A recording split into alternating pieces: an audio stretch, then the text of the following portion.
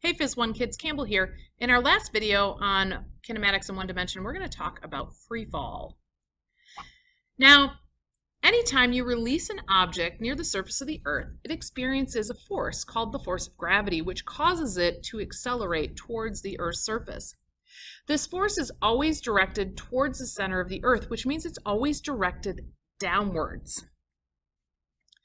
Now, one crazy thing is that in the absence of air resistance, all objects, regardless of mass, fall at the same acceleration.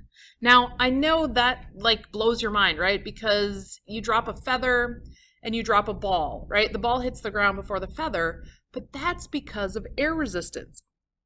In fact, we're going to do a little demo in class where I put them in a vacuum and we see that they actually do fall with the same acceleration. So they fall at the same rate, even though their masses are very different.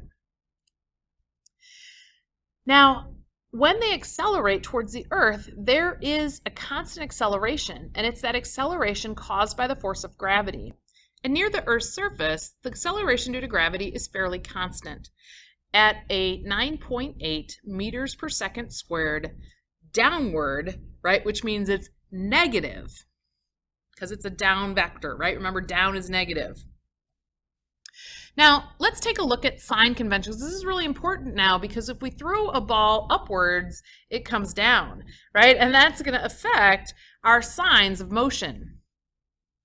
So for displacement, here goes the ball. We throw the ball up and it comes down. And obviously for displacement, it's positive or negative based off its location. So if I'm above its point of origin, which we'll call y equals 0, now we're going vertically, so we'll use y instead of x.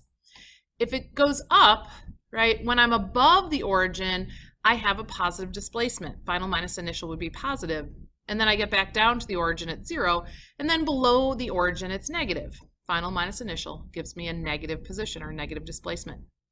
Velocity, remember, is positive or negative based off the direction of motion. So anytime I'm going up, right, I have positive velocity. But what happens when I get to the peak of the motion? Well, at that point, it stops, right? Momentarily, its instantaneous velocity is 0 because it stops because it's going to start coming down. And now that it's coming down, it's going to have a negative velocity because I'm moving in the negative direction. What about acceleration? Well, remember that acceleration is due to the acceleration due to gravity, which is always negative. So regardless of what's going on with the ball, going up, going down, the acceleration is negative. Remember, acceleration is negative when you're slowing down in the positive direction and speeding up in the negative. Negative acceleration. See, it works, negative acceleration. And remember, it's negative 9.8 meters per second squared. Now, I have some up-down rules that are handy to remember if you're solving problems in free fall. Think about this. When you throw a ball up, when it leaves your hand, it starts at maximum speed. All right, your hand caused a force to make it fly out of your hand. And once it leaves that, it's just now the force on it is just the force of gravity. So it's going to start to slow down after it leaves your hand. When it reaches its maximum height, for a very brief moment, the velocity is 0. It stops, and then it starts to come down. And as the ball comes down, it speeds up, but downward, right? So that's my negative velocity. And when it reaches the same height that it started from, it will be going at the same speed it was originally moving at. What? So when it reaches the same height that it started from, it will be going at the same speed that it was originally moving at. And that's in the absence of air resistance. We're going to talk a little more about air resistance in class. But that means if I throw the ball and it leaves my hand at like 10 meters per second, when it gets back to my hand, it's traveling at 10 meters per second again. In fact, let's take a look at an example. Say I'm standing on the top of a tall building, which I would never do because I'm really afraid of heights. And I throw a ball upward with a speed of 20 meters per second. What is its speed at B? What about its acceleration? Well, hopefully you said that at B, it has a speed of 0, a velocity of 0, and an acceleration of negative 9.8 meters per second squared, right? It stops, but it still has acceleration. Crazy, right? Still has acceleration. We didn't turn off gravity, right? If we did, it would just stop and stay there and float. Woo. What about at C? When it gets back to the original height at which I threw the ball, what is its velocity? Well, remember that it left my hand at that height at a positive 20 meters. Now it's coming down, so its speed is the same, but it's negative, so its velocity is different, a negative 20 meters per second. And of course, the acceleration is still negative 9.8 meters per second squared. Of course, in this then, it reaches some distance, and we can call that negative 50 meters. One of the things you want to pay attention to when you're doing kinematic problems in free fall is where do you set zero? Do you set the zero down at the ground, which is something that I typically do, or do we call this zero? Because if we call this zero, then this has to be a negative 50. However, if we call the ground zero, then this is a positive 50. So it depends upon where you set the 0 point. Is it where you started the motion, or is it the lowest point in the problem? If you're going to put the 0 here, then you got to remember that this is a negative 50. Negative, very important. All right, negatives are important in math. What I want you to do, I'm going to throw some numbers up here for you, and I want you to sketch the position, velocity, and acceleration versus time in your packet. So here's the data. Oh, you can't see. Let me get rid of my face here. Let's see if I can move myself over. There we go. So you can see those numbers.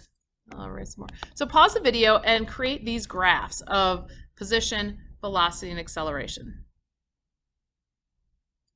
Well, if you did that, right, this should be your position graph. You started at 0 position, you rise to 20 meters based off that data, you get back to 0 at 4 seconds, and you make it down to negative 50. So it has this parabolic curve, and notice that it's a frowny face.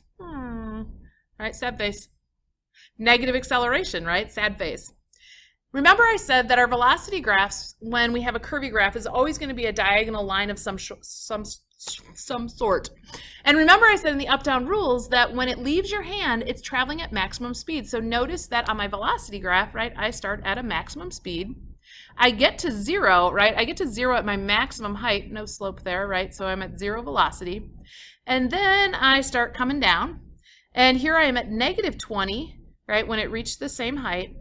And I keep going till I get down. But notice that it is a constant slanted line down, because remember the slope of a velocity time graph is acceleration, and that slope better be negative 9.8.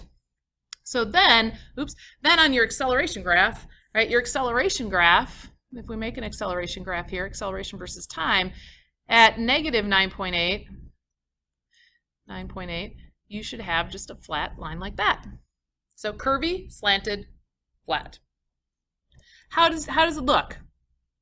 Now, we're going to solve some free fall kinematic problems, and a couple things I want to say before we start is make sure you pay attention to the signs of position, velocity, and acceleration, right? Acceleration is always negative 9.8 meters per second, and velocity is positive if it's going up, but negative if it's going down, and don't forget that. Position is positive if you're above the origin, right, or negative if you're below. So let's try our first one. A heavy rock is dropped from rest at the top of a cliff and falls 100 meters down before hitting the ground. I want to know how long and how fast. All right, so just like anytime we do kinematic equations, we're going to have a picture, which I have kind of drawn here, and we're going to make a list of variables. So for our variables, we have our final position, which we're going to use y's because we're going vertically. We have our initial position, our final velocity, our initial velocity, acceleration, and time. Same variables. Now, my final position, it falls 100 meters, and I myself like to call the ground, the lowest point of the problem, 0. So that means I'm going to call the initial position 100 meters. So my final position is 0. Now, if you flip those, that's fine. Just make sure that your final position is a negative 100 because it's below the origin. My initial position for me is 100 meters. My final velocity, I don't know, right? That's one of the things I'm trying to solve. My initial velocity, it says it starts from rest, so that's 0 meters per second. Acceleration, always negative 9.8 meters per second squared when I'm in free fall, and I don't know the time. That's another thing I need to find. All right, so I need an equation to solve for time that doesn't have final velocity, and that's okay because that's that second equation from kinematics. And again, I'm just going to switch these to y's. So the final position is equal to its initial position plus the initial velocity times the time plus 1/2 the acceleration times time squared. All right, we're going to solve for time, so I'm going to have to do some rearranging. Now, before I do that, I'm going to simplify this because I know that this term is going to be 0 because my initial velocity is 0. That makes it just a little bit easier. So when I do that, I'm going to move over my initial position. Oops. So I got to subtract the initial position from both sides, and that leaves me with 1/2 acceleration times time squared. And then if I solve that some more for time, right, time squared is then 2 times the final position minus the initial position divided by the acceleration. And so when I solve for time, right, we're going to have to take the square root of both sides when we go to solve. All right, so let's find the time. All right, so 2 times my final position, which was 0, minus 100 divided by the acceleration, which is negative 9.8. Now, notice that the negative up here in the position is important because we need to get rid of the negative because remember, there's no negative time. We can't go back in time. So if we do that, oops, and I almost forgot, take a square root of your answer. T squared is 20.4 seconds squared, and then we got to take the square root of that, and that gives us a time of 4.5 seconds to reach the ground. Now, what is its final speed when it hits the ground? And don't say 0, right? I mean, yeah, it stops suddenly, but when it hits the ground, it's going fast, right? It hurts if you fell 100 meters. It would hurt when you hit the ground because you have velocity. So we're going to use, now that we have time, we're going to use my favorite equation. So equation number 1. So final velocity is equal to the initial velocity plus acceleration times time. So that final velocity is my initial velocity, which is 0, plus my negative 9.8 meters squared times my time, which is 4.5 seconds. So when I do that, I will get a negative 44.1 meters per second. Does it make sense that it's negative? I hope so, because I'm going down. All right, so let's try one more problem. A stone is thrown vertically upward with a speed of 18 meters per second, and I want to know how long it takes to reach a height of 11 meters. All right, so let's make our variable list. Our final position, our initial position, our final velocity, our initial velocity, acceleration, and our time. Our final position, it reaches a height of 11 meters, so that's 11 meters. And I'm assuming that starts at 0. They don't tell us, so we have to make that assumption. Now, here's where we can't make an assumption. It doesn't tell us what the final velocity is, and I don't know that 11 meters is that final height, that maximum height where it'd be 0. So we're just going to have to call that question mark. I do know that it starts off with an initial velocity of 18 meters per second, and of course this is free fall, so my acceleration is negative 9.8 meters per second squared. And I don't know the time, that's what I'm trying to find. So I don't know the final velocity and I don't know the time, but that's okay because I've got that second equation again. That final position is equal to the initial position plus that initial velocity times time plus 1/2 the acceleration times the time squared. Now, I'm going to just plug the numbers in here instead of rearranging, and let's see what we get. We get 11 is equal to 0 plus 18 times the time, so I'm just going to call that 18t, plus 1/2 negative 9.8 t squared. Yikes. I've got a t in both places, so I can't just do math and solve this. I have to, oh my gosh, that's a quadratic. In fact, let's rearrange it to make it look like the quadratic. Negative 11 plus 18t minus 4.9, right? That's a half of negative 9.8 t squared. Oh, crap. I got to do that. What's the quadratic formula? Oh my gosh, there was some song you learned. Well, if I have one of these calculators and I have the ACT program which has the quadratic equation formula already programmed in, then I just have to put in, you know, like this is my A, right? 18 is my B, and this negative 11 is my C. I just put them in here and I get 2 answers. But what if you don't have that? What if you just have like a simple calculator, or you have one of those and you don't have the ACT program? Do you really, I'm not going to make you do the quadratic. You could instead do this 2 ways, right? We could find that final velocity and then use a different equation. So what if we use two equations instead of the quadratic?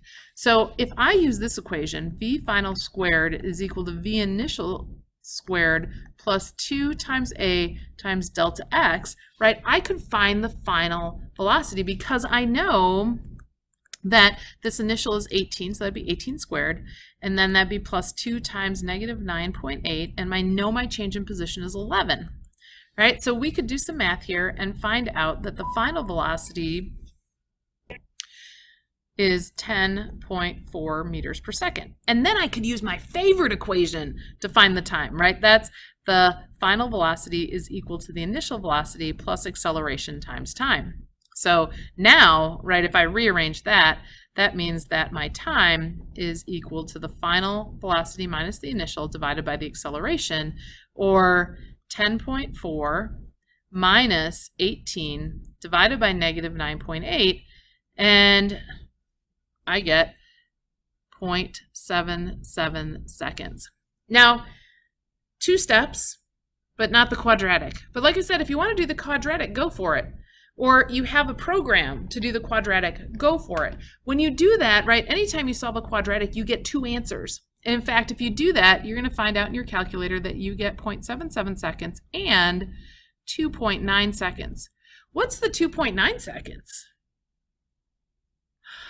Well, the ball goes up, right, 11 meters, but it doesn't have a final velocity of 0, right? It's 10.4, so it's still going. In fact, it's going to keep going up, right, until it reaches maximum height, and then it's going to come down. So guess what? When it's coming down and it hits that 11 meter mark again, that's 2.9 seconds. So there is a reason for that answer, but we don't have to do that if we do 2 equations. So either way, totally up to you. I just don't like the quadratic.